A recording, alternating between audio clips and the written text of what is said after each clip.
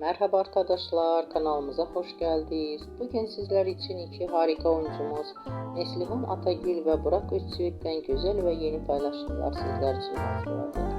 Onlar Kara Sevda dizisinde birlikte rol almış ve herkes tarafından çok beğenilmiştir. Biz de sizler için onların güzel fotoğraflarını hazırladık. Bu videoların devamlı gelmesini istiyorsanız kanalımıza abone olup yorum yazmayı unutmayın. Hoşça kalın.